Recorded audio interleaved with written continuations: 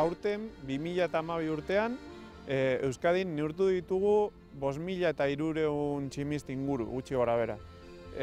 2011 urtean neurtu genituen kopuru horren bikoitza, ia 10.000.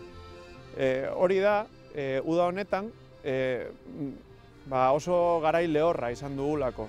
Ia ez dugu ekaitzik izan, ia ez dugu prezipitaziorik izan, eta beraz, tximisten kopurua jaitsi da. Orduan, 5.300 horiekin nahiko gutxi da urte arrunt bat izateko.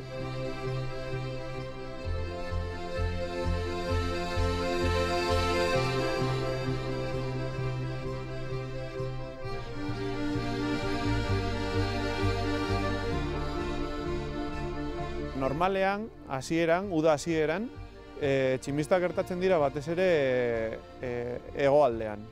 Normalean etortzen dira ekaitzak Burgosetik eta Errioxatik, eta tximistak gertatzen dira batez ere Araban, hegoaldean, eta uztailean, abuztuan, itsasoa berotzen denean, tximistak gertatzen dira batez ere kostaldean, ekaitzak hor daudelako.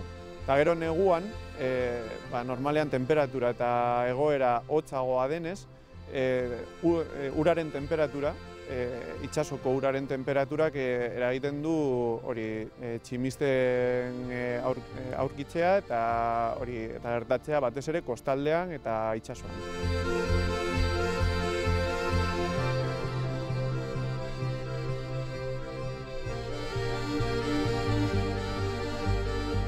Gu gauden latitudetan neurtzen ditugun tximistak kopuru hori nahiko normala da.